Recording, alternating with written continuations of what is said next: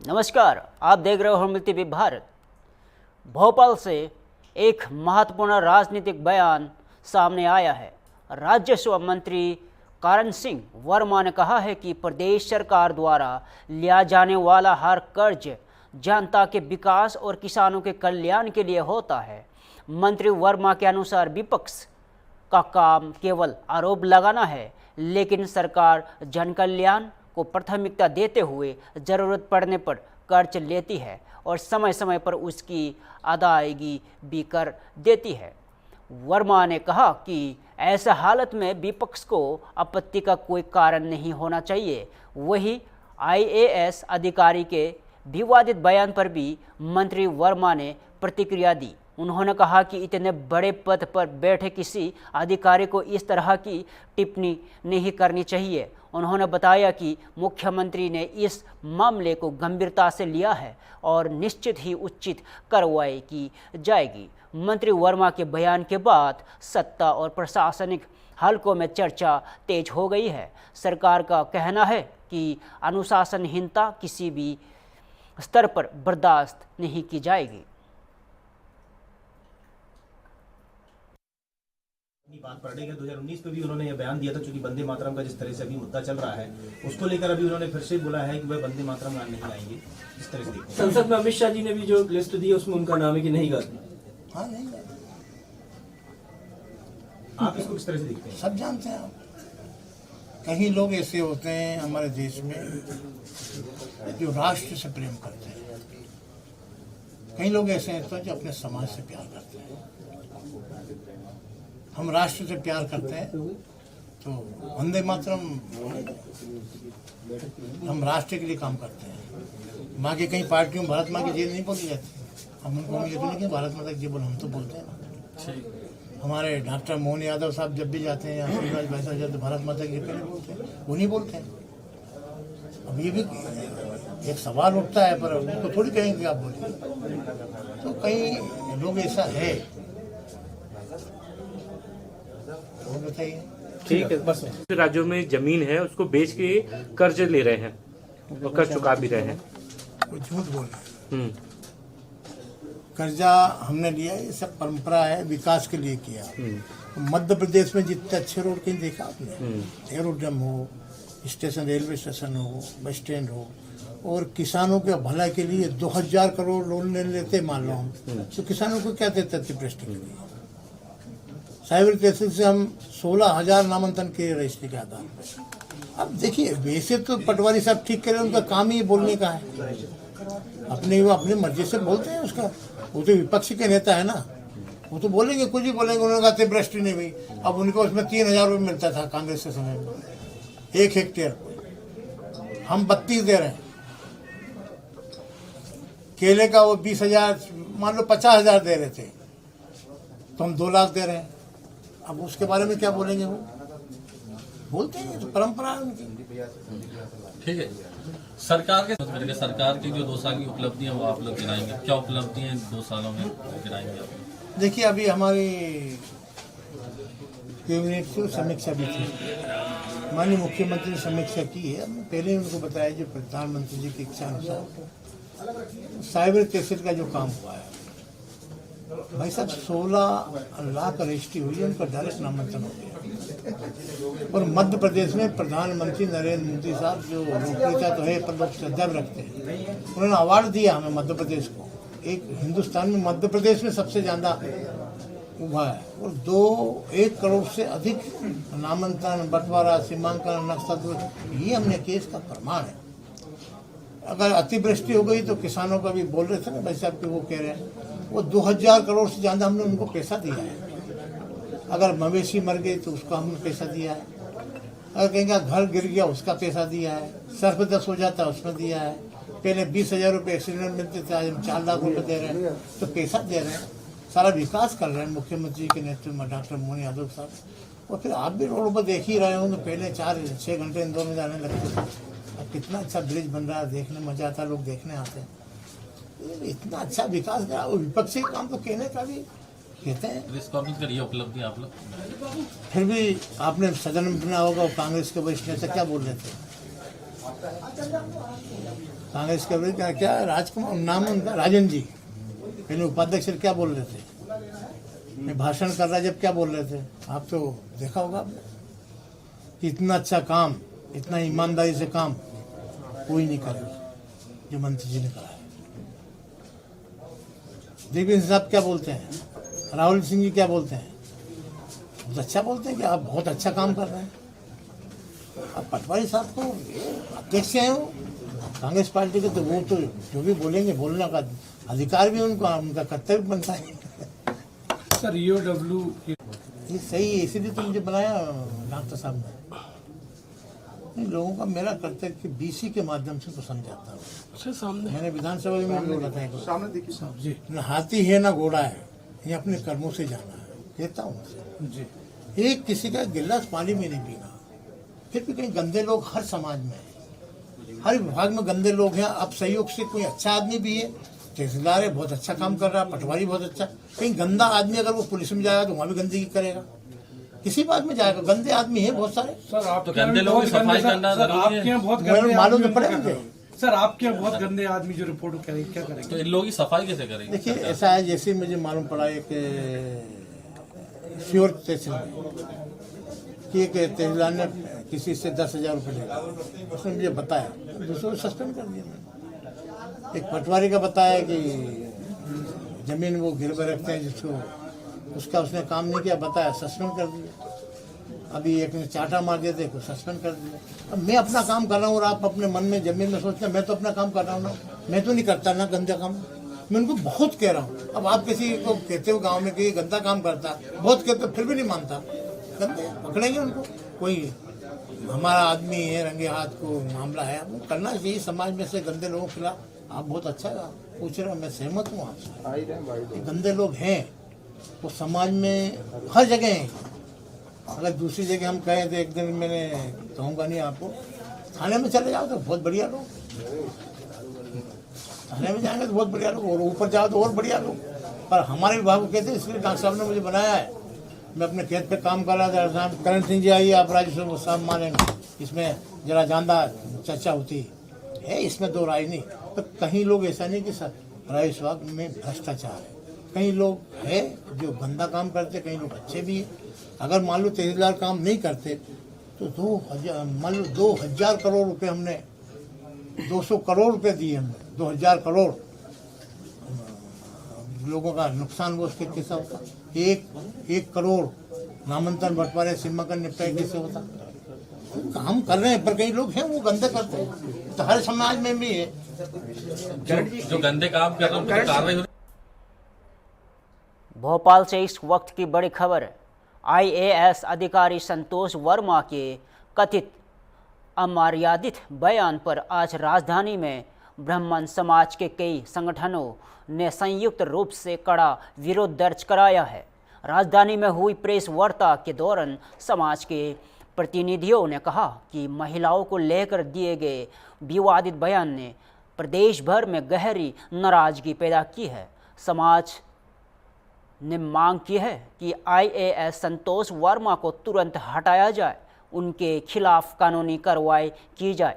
प्रतिनिधियों ने चेतावनी दी है कि यदि सरकार ने जल्द कदम नहीं उठाया तो 14 दिसंबर को प्रदेश भर के 65 से अधिक ब्राह्मण संगठनों द्वारा CM हाउस का घेराव किया जाएगा। नेताओं का कहना है कि यह केवल किसी एक समुदाय का मुद्दा नहीं बल्कि महिलाओं की गरिमा और सम्मान से जुड़ा मामला है। संगठनों का दावा है कि आगामी विरोध प्रदर्शन बड़ा रूप से ले सकता है यदि सरकार समय रहते निर्णय नहीं लेती है।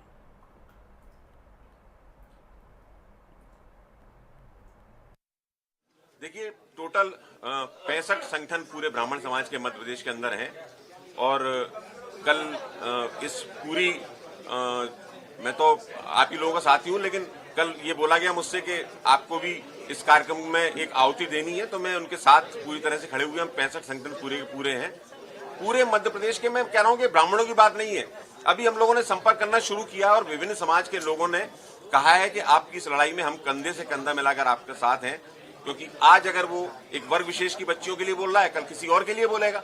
और निश्चित रूप से मैं तो कहता हूं, मुख्यमंत्री जी से मांग करता हूं कि बल्लभ भवन में बैठा हुआ ये अधिकारी वहां की माता बहनों के लिए सुरक्षा के लिए किस कदर खतरनाक है, इस पर भी सरकार को विचार करना चाहिए। सवाल किया गया है, महिलाएं कितनी महिलाएं जो है शामिल रहेंगी? ये देखिए पूरा मंच ही महिलाओं का है। मेरे को तो जैसे नवदुर्गा में एक प्रतीकात्मक रूप से लंगूरा बिठा लेते हैं ना, उस तरह से बिठा लिया है लोगों ने। इन्हीं को संभालना है सब कुछ। और ये मान के चलिए कि ये जो है ना बड़ी जो महिला होती है वो बहुत जिसको कहना चाहिए शांत और शालीन होती है, लेकिन जब वो दुर्गा बनती है ना और हाथ में खड्ग और चक्र लेती है तो अच्छे अच्छों के वो सिर काट देती है। तो ये मान के चलिए कि अब रणचंडी का रूप लेने जा रही है महिलाएं, क्योंकि इस तरह की आपत्तिजनक टिप्पणियां और उस सरकार में जो कहती है कि लाडली बेटी और लाडली लक्ष्मी महिला सशक्तिकरण की बात करती है, दीदियों को लखपति बनाती है, और यहाँ गालियां नवाजी जा रही हैं दीदियों को। चंद्रशेखर रावत के तो उन्हें लगा घर घर से संतोष वर्मा निकलेंगे, क्या कहेंगे?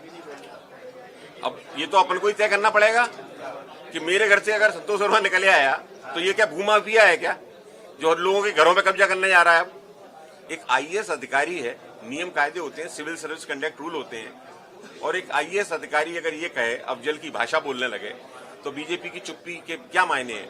क्या साबित करना चाहती है बीजेपी कि ये जो भाषा वो बोल रहा है? अगर जेएनयू में लोग नारे लगाते हैं कि हर घर से अफजल निकलेगा, तो कहते हैं कि जिस घर से अफजल निकलेगा उस घर में घुस के मारेंगे। अब संतोष वर्मा पे चुप क्यों है? तमाम नेता उसके उस बयान की निंदा करते हैं, लेकिन सरकार की चुप्पी बहुत अचरज का विषय है और ये अचरज अब आक्रोश में बदलता जा रहा है। एक व्यक्ति अगर मां बहनों के लिए इस तरह के शब्दों का प्रयोग करे, बिहार की विधानसभा में उसकी गूंज उठे और मध्य प्रदेश में अपने आप को रणबांकुरे कहने वाले विधायक एक शब्द भी विधानसभा में उसका नहीं उठा पाए, तो ये और शर्मनाक हो जाता है मध्य प्रदेश की माता बहनों के सम्मान के लिए। और चूंकि बात किसी वर्ग विशेष के महिलाओं के सम्मान की नहीं है, क्योंकि जब हम कन्या पूजन करते हैं तो ये नहीं देखते थे कौन सी बच्ची किस वर्ग की या किसी समाज की है, समभाव से उसे माँ दुर्गा का, माँ लक्ष्मी का रूप जानकर उसकी पूजा करते हैं। और ऐसे में यदि कोई जहरीला व्यक्ति इस तरह के उद्गार प्रकट करता है और कानून अपना काम नहीं करता तो आक्रोश होना स्वाभाविक है। पहले भी कई जगह पुतले जलाए गए, विरोध प्रदर्शन किया गया, एफआईआर के लिए आवेदन दिए गए, लेकिन सरकार ने आज तक अपनी चुप्पी नहीं तोड़ी है कि उस पर क्या कार्रवाई होने जा रही है। टेक्निकल डॉक्यूमेंट अगर आप देखेंगे टोटल फर्जीवाड़े के, तो सारे के सारे पूर्व केंद्रीय मंत्री सुरेश पचौरी मुख्यमंत्री के सचिवालय में दे चुके हैं, मुख्य सचिव को दे चुके हैं। और ये बड़े आश्चर्य का विषय पूरे देश के अंदर है कि आखिरकार फर्जीवाड़े के आधार पर एक आईएएस 4.5 साल से कैसे मध्य प्रदेश की धरती पर आईएएस बन के बैठा हुआ है। तो अब पानी सर के ऊपर हो चुका है। ब्राह्मण समाज का जो दृष्टिकोण रहता है वो अनुनय विनय का रहता है, याचना का भाव उसके अंदर रहता है, स्वाभिमान के साथ याचना करता है। और हमें तो लगता था कि मुख्यमंत्री जी 8.5 करोड़ जनता को समभाव से देखते हुए इस पर कार्रवाई करेंगे, लेकिन कार्रवाई नहीं हुई। इसीलिए अब ब्राह्मण को क्रोध आया है और इस क्रोध की परिणति के रूप में अभी 3 दिन के लिए हम लोगों ने जो रणनीति बनाई है वो मैं आपको बताने जा रहा हूं। कल हम वल्लभ भवन पर 1:30 बजे शंखनाद करके इस कार्यक्रम की शुरुआत करेंगे। उसके बाद शाम को 7 बजे, चूंकि मैंने कहा कि कोई वर्ग विशेष से संबंधित बात नहीं है, सभी समाज, आप देखिए कि अजाक जैसा समाज हमारा समर्थन कर रहा है, हर वर्ग हमारा समर्थन कर रहा है, सरकार समर्थन नहीं कर रही। तो कल शाम को 7 बजे महाराणा प्रताप नगर में महाराणा प्रताप की मूर्ति पर भी शंखनाद होगा। समाज के विभिन्न वर्गों से वहां पर समर्थन इस आंदोलन के लिए मांगा जाएगा। 13 तारीख को पूरे समाज के लोगों से ये सहयोग मांगा जाएगा कि वे इस लड़ाई में हमारे साथ आएं, अपने सुर में सुर मिलाएं और इस हमारी लड़ाई को अंजाम तक पहुंचाने में हमारी मदद करें। और 14 तारीख को मुख्यमंत्री निवास का घेराव करने का हमारा उद्देश्य है, ताकि हम सरकार को बता सकें कि ब्राह्मण जब जागता है तो वो क्या, किस हद तक वो जा सकता है। बुलंदशहर से एक प्रेरणादायक खबर सामने आई है, जो समाज में दहेज प्रथा के खिलाफ एक मजबूत संदेश देती है। बुलंदशहर के विवेक ने अपनी शादी के दौरान दहेज में मिले 51 लाख रुपए लौटाकर एक मिसाल पेश की है। दरअसल मुजफ्फरनगर के सोरम में आयोजित सर्वखाप पंचायत ने हाल ही में जाट समाज से बिना दहेज और बिना मृत्यु बोझ के विवाह करने की अपील की थी। इसी निर्णय को आगे बढ़ाते हुए मथुरा के कृष्ण और बुलंदशहर के विवेक ने अपनी शादी को पूरी तरह दहेज मुक्त रखने का फैसला किया। विवेक ने विवाह स्थल पर वधु पक्ष द्वारा दिए गए 51 लाख रुपए की नकदी को माथे से लगाकर सम्मान पूर्वक वापस लौटा दिया। मेरठ रोड स्थित एक निजी मैरिज होम में संपन्न हुआ यह विवाह पूरे समाज में चर्चा का विषय बन गया है। यह विभिन्न संगठनों ने इस कदम की सराहना की।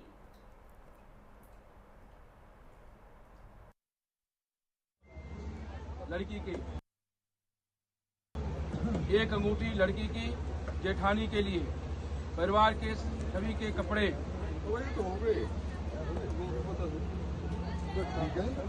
100 तिहार 100 जोड़ी पैंट शर्ट, लड़की की चीजें सोने की, एक चैन गले की, एक सेट गले का, दो अंगूठी, एक जोड़ी कानों की झुमकी, एक जोड़ी कड़े हाथ के, 4 चूड़ी नथ व नाक की सोने की, एक जोड़ी वाली कान की, एक जोड़ी ढाले कान के, 7 चीजें चांदी की, 101 बर्तन। और सबको राम राम। वो पंडित जी वो तो बता दो, वापसी वाली 1 रुपया लिया उसने। हाँ, शादी में 1 रुपया लिया गया है। सभी बरातियों और लड़की की इच्छा है कि केस वापस दिया जाए। सभी सामान यार, इसमें लिखाई के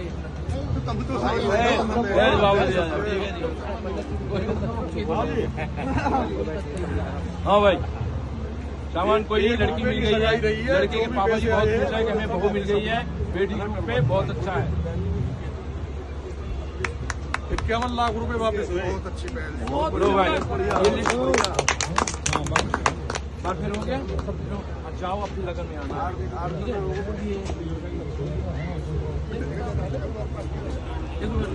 अच्छा, क्या नाम है आपका? आज शादी हुई है, बताया गया है कि 51 लाख रुपए उसमें दिए गए थे, लेकिन 1 रुपए की सगाई इसमें स्वीकार की गई है। इसके पीछे की क्या वजह है और क्या उद्देश्य है? मेरा नाम मंटू चौधरी है। मैं युवा NCR अध्यक्ष हूँ, भारतीय किसान यूनियन। आज छोटे भाई की सगाई की रस्म थी। आज उसमें ससुराल पक्ष से 51 लाख रुपए का दहेज उन लोगों के द्वारा दिया गया, जिसे हमने उन्हीं लोगों को 1 रुपये लेकर सारे पैसे वापस कर दिए। अभी हमारी सोरम में बहुत बड़ी सर्वजातीय खाप पंचायत हुई थी, जिसमें निर्णय लिया गया था कि दहेज प्रथा एक बड़ा मुद्दा था वहाँ भी, जिस पे हमारे सभी बड़े बुजुर्गों ने दहेज ना लेने की सभी ने सहमति जताई थी। तो उसी को देखते हुए आज हमने भी अपने यहाँ पे शुरुआत करी है। जो दहेज में पैसे आए थे, हमने वो पैसे वापस उन्हीं लोगों को से सम्मान वापस कर दिए।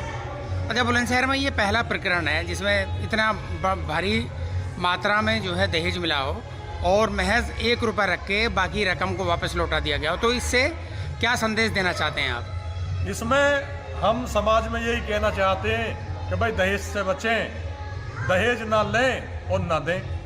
तो आज तो हमने लिया नहीं, आगे जब भी देने की बात रहेगी तो हम देंगे भी नहीं।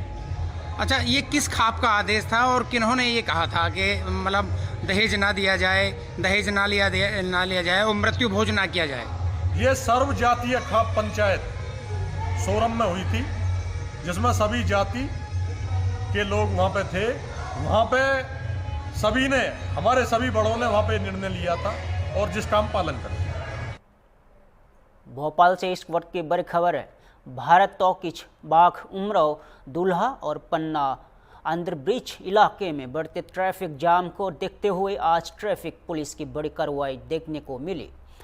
DCP traffic Jitendra Singh Pawar, additional SP Basant Singh Kaul और एसीपी विजय दुबे मौके पर पहुंचे और पूरे क्षेत्र का विस्तृत निरीक्षण किया। निरीक्षण में सामने आया कि अवैध पार्किंग और अनियंत्रित वाहनों की वजह से मार्ग बार बार बाधित हो रहा है। इसी के चलते पुलिस ने तत्काल कार्रवाई करते हुए गलत तरीके से खड़ी 15 कारों और कई ऑटो रिक्शा पर चालान किया। अधिकारियों ने संबंधित स्टाफ को निर्देश दिए गए कि मुख्य मार्गों पर बैरिकेडिंग की उचित व्यवस्था की जाए ताकि जाम की समस्या न बढ़े। पुलिस का कहना है कि इस व्यवस्थाओं के लागू होते ही क्षेत्र में ट्रैफिक सुचारू होगा और नागरिकों को राहत मिलेगी। स्थानीय लोगों को उम्मीद है कि लंबे समय से चली आ रही यातायात समस्या में अब सुधार देखने को मिलेगा। रोड के बीच में हम लोगों ने अभी जो है डाइवर्शन बैरिकेडिंग करी है और इसमें जो है एक एक करके हम ट्रैफिक निकाल रहे हैं। दोनों तरफ सड़क का कार्य चल रहा है, इसके कारण भी कुछ स्थिति बनी है। दोनों तरफ रोड जो पटरी है, पटरी कंप्लीट हो जाएगी तो वो हो जाएगी। फिलहाल के लिए इतना ही। ताज़ा खबर देखते रहे होम टीवी भारत।